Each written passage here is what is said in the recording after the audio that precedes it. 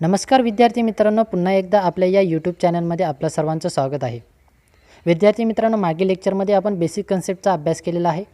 डेरिव्हेटिव्हचा जी basic concept होती तिचा अभ्यास केलेला आहे. आज या लेक्चरमध्ये जे लेक्चर सेकंड आहे त्या लेक्चरमध्ये आपण मॅथमॅटिक्स 12वीचा जे मॅथमॅटिक्स पार्ट फर्स्ट आहे त्यामधील डिफरन्शिएशन या चॅप्टरला आपण सुरुवात करणार आहोत. ठीक आहे, तर त्यामधील फर्स्ट पॉईंट म्हणजेच डेरिव्हेटिव्ह ऑफ कॉम्पोजिट फंक्शन हा फर्स्ट पॉईंटचा आपण स्टडी करणार आहोत. Derivative of composite function. आता डेरिव्हेटिव्ह ऑफ कॉम्पोजिट फंक्शन, आता सर्वात प्रथम कॉम्पोजिट फंक्शन म्हणजे नेमकी काय भानगड आहे, तर कॉम्पोजिट फंक्शन म्हणजे थोडक्यात आपण मिक्स फंक्शन म्हणू शकता. ठीक आहे ना. Composite function that means mix function. It means mix function. Composite function म्हणजे एखादा मिक्स फंक्शन. ठीक आहे. आता या मिक्स फंक्शनचा डेरिव्हेटिव्ह कसा फाइंड करायचा किंवा कॉम्पोजिट फंक्शनचा डेरिव्हेटिव्ह कसा फाइंड करायचा, तर त्याआधी आपण हे बघितलेलं आहे. बघा, we know that sine x cos x अशा फंक्शनचा डेरिव्हेटिव्ह आपण फाइंड केलेला आहे बाय फर्स्ट प्रिन्सिपलने किंवा डायरेक्ट स्टँडर्ड फॉर्म्युला यूज करून. ठीक आहे ना. We know the derivative of sine x cos x किंवा एक्स स्क्वेअर प्लस 2x या पद्धतीचे एक्झाम्पल असतील किंवा x square plus 2x plus 3 या पद्धतीचे एक्झाम्पल आपण सॉल्व केलेले आहेत. ठीक आहे. तर या पद्धतीचे डेरिव्हेटिव्ह फाइंड करता येतो. पण जर मिक्स फंक्शन असेल किंवा कॉम्पोजिट फंक्शन असेल तर डेरिव्हेटिव्ह कशा पद्धतीने फाइंड करायचा, म्हणजेच मिक्स फंक्शन कशा पद्धतीने असतं त्याचं एक्झाम्पल बघूया आधी. Mix function for example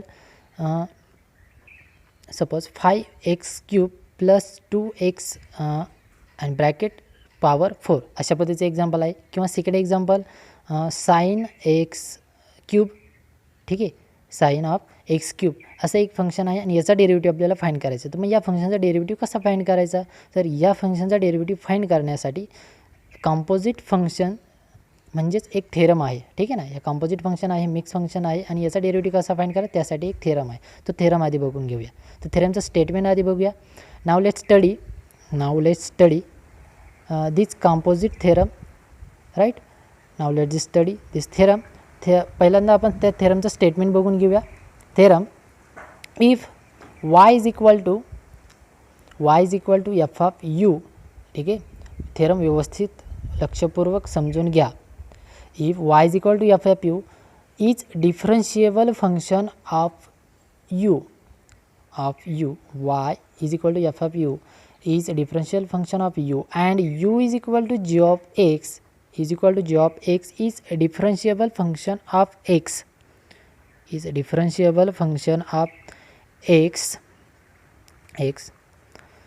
then y is equal to f of g of x. Y is equal to f of g of x is differentiable function of x and dy upon dx is equal to dy upon du into du upon dx या पद्धतीचं हे पूर्ण statement आहे. ठीक आहे ना. dy upon dx is equal to dy upon du into du upon dx. आता या स्टेटमेंटचा म्हणजे या थेरमचा आपण प्रूफ बघूया. प्रूफ आता बघा, let we choose small increment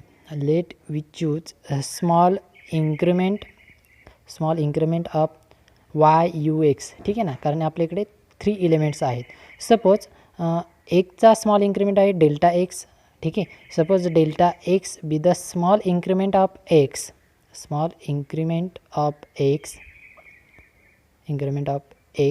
and similar delta x, त्यानंतर delta y be the small increment of y, delta u be the small increment of u. ठीक आहे ना. या पद्धतीने आता हे झाले सगळे small increment. Now we consider increment ratio. ठीक आहे ना. इंक्रीमेंटचा एक रेशो कन्सिडर करू, म्हणजेच आपल्या इकडे dy अपॉन dx आहे, इथे मी delta y upon delta x असा एक रेशो कन्सिडर केला. म्हणजेच मी कशा पद्धतीने लिहू शकतो, तर we have delta y upon delta x delta y upon delta x is equal to d y upon d u, d y upon d x, d y upon d u म्हणजेच delta y upon d u, कारण y हा यूचं डिफरन्शिएबल function आहे, ठीक आहे ना, आणि you एक्सचं differentiable function आहे म्हणून स्मॉल इन्क्रीमेंट कन्सिडर केले आहे. आता इथे delta y upon delta x is equal to delta y upon delta u, ठीक आहे, delta u into delta u upon u is a differential function of x, that means delta x, right. Small इन्क्रीमेंटमध्ये consider करायचं इथपर्यंत, ठीक आहे. आता बघा इथून पुढची स्टेप कशी असणार आहे. आता यानंतर आपण या पूर्ण इक्वेशनवरती आपण लिमिट अप्लाय करणार आहे, कारण स्मॉल इन्क्रीमेंट कन्सिडर केले आहेत म्हणून. मग आता लिमिट अप्लाय करू. Now take limit, now taking a limit on both sides, right. Now taking limit as delta x tends to 0, कारण with respect to x derivative घ्यायचा आहे म्हणून limit delta x tends to 0 on both sides we get as limit delta x tends to 0, delta y upon delta x is equal to limit. आता इथे limit separate होणार आहे, जरी multiplication असेल तर मल्टिप्लिकेशनमध्ये लिमिट सेपरेट होतं, ठीक आहे. Limit delta x tends to 0 delta y upon delta u into delta u upon delta x, या पद्धतीने आधी लिमिट अप्लाय करू आणि नंतर लिमिट सेपरेट करू, ठीक आहे. तर लिमिट सेपरेट केल्यानंतर इथे लिमिट सेपरेट करूया, म्हणजेच limit delta x tends to 0 delta y upon delta u, ठीक आहे, delta y upon delta u into limit delta x tends to 0 delta u upon delta x, या पद्धतीने आपल्याला हे टर्म भेटणार आहे. आता नेक्स्ट बघूया. आता बघा एकदम सिम्पल थेरम आहे तसा, बघा याला इक्वेशन नंबर फर्स्ट देऊया. आणि आता बघा वी नो दॅट, किंवा इक्वेशनमध्ये गिवन काय आहे आपल्याला, नाव जे स्टेटमेंट आहे जो थेरम आहे, थेरमच्या स्टेटमेंटमध्ये गिवन आहे काय आहे, y is a differentiable function of u. Y हे यूचं डिफरन्शिएबल फंक्शन आहे आणि यू हे एक्सचं डिफरन्शिएबल फंक्शन आहे. काय now y is differentiable function of u. आता ज्यावेळेस वाय हे यूचं डिफरन्शिएबल फंक्शन असणार आहे, म्हणजेच काय तर लिमिट, म्हणजे त्याचं लिमिट एक्झिस्ट होणार आहे थोडक्यात, म्हणजेच limit delta u tends to 0, y is differential function of u, म्हणजेच limit delta u tends to 0 delta y upon delta u is exist होणार आहे. सिम्पल आहे, हे लक्षात घ्यायचं आपल्याला.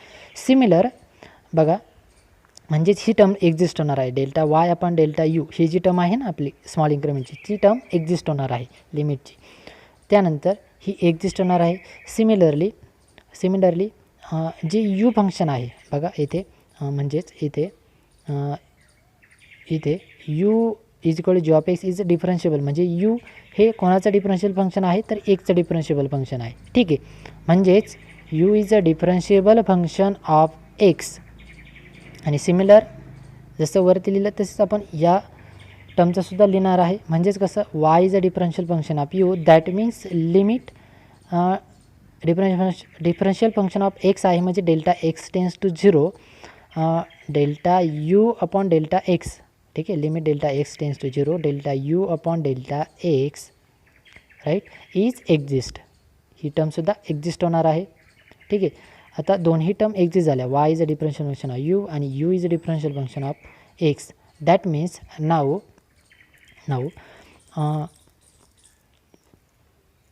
आर एच एस जे आपलं इक्वेशन आहे त्या इक्वेशनची आर एच एस एक्झिस्ट होणार आहे. R H S of equation first is exist होणार आहे, कारण हे दोन्हीही लिमिट एक्झिस्ट होतात. बघा आपलं इक्वेशन कुठे आहे, इथे limit delta x tends to 0, म्हणजे हे जे इक्वेशन आहे ही फर्स्ट टर्म आणि ही आपली सेकंड टर्म, ही जी आर एच एस आहे ह्या दोन्ही टर्म एक्झिस्ट होणार आहेत, ठीक आहे ना, कारण ते आत्ताच आपण बघितलं, कारण y is a differential function u आणि u is a differential function of x, म्हणजेच या दोन्ही टर्म एक्झिस्ट होणार आहे, म्हणजेच काय आर एच एस एक्झिस्ट होणार आहेत, ठीक आहे. तर बघा या पद्धतीने मी लिहितो, या पद्धतीने therefore about term we write as, म्हणजे वरील टर्म आपण कशा पद्धतीने लिहिणार आहे तर ते बघा लिमिट एक्झिस्ट होते, म्हणजेच कशा पद्धतीने आपण ती राईट करणार आहे तर we write like as limit exist, ठीक आहे ना. y is a differential function of u, that means limit delta u tends to 0 delta y upon delta u is equal to dy upon dx, कारण ते exist होते म्हणून आपण dy upon du, ठीक आहे ना. And limit delta x tends to 0 delta u upon delta x, that means du upon dx, ठीक आहे. या पद्धतीने आपण लिहू शकतो, ठीक आहे. कारण RHS एक्झिस्ट होते म्हणजेच ते इक्वेशन नंबर फर्स्ट कसं भेटणार आहे. येथे बघा, जे इक्वेशन नंबर फर्स्ट आहे ते आपण कसं लिहू शकतो या पद्धतीने, म्हणजेच limit delta x tends to 0 delta y upon delta x ही झाली इक्वेशनची LHS इज इक्वल टू, आता RHS काय आहे ती एक्झिस्ट होते म्हणजे मी डायरेक्ट ही टर्म लिहू शकतो, म्हणजेच dy upon du into du upon dx. आता सिंपल आहे, RHS एक्झिस्ट झाली म्हणजेच LHSसुद्धा एक्झिस्ट होणार आहे ऑब्वियसली. म्हणजेच काय तर since RHS exist therefore LHS also exist, right. And we write as LHS जर एक्झिस्ट होत असेल, ठीक आहे ना, जर LHS एक्झिस्ट होत असेल म्हणजे ही टर्म, तर काय येणार आहे LHS exist, that means we write as therefore y is a differentiable function of x, ठीक आहे ना. LHS जर एक्झिस्ट होत असेल तर y हे directly differential function of x होणार आहे. म्हणजेच काय, y हे जर डिफरन्शियल फंक्शन एक्सचं डिफरन्शिएबल फंक्शन असेल तर limit delta x tends to 0 delta y upon delta x आपण हे कशा पद्धतीने लिहू शकतो तर डायरेक्टली dy अपॉन dx या पद्धतीने लिहू शकतो.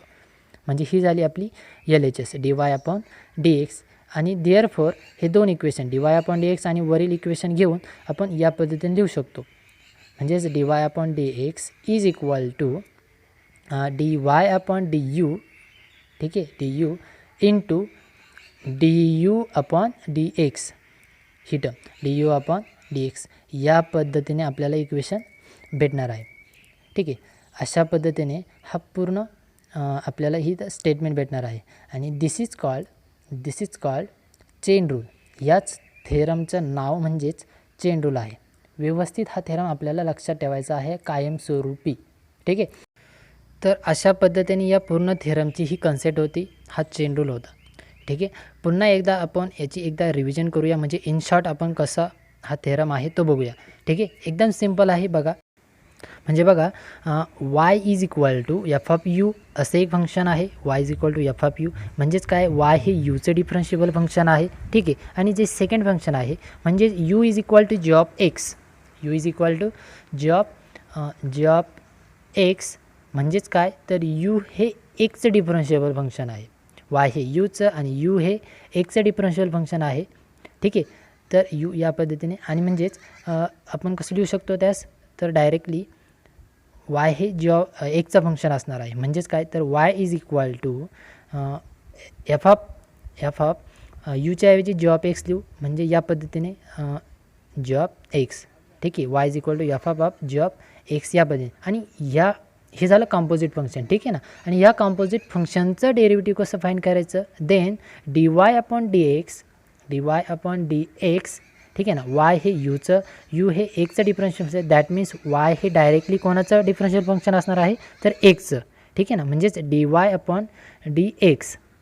Upon dx is equal to, बघा y हे कोणावर डिपेंड आहे यूवरती, म्हणजेच dy upon du differentiable function u आहे ना, ठीक आहे. म्हणून dy अपॉन du आणि u कोणाचं आहे इंटू u हे एक्सचं डिफरन्शिएबल फंक्शन आहे म्हणून du अपॉन dx, ठीक आहे. अशा पद्धतीने हा चेन रूल आहे, ठीक आहे.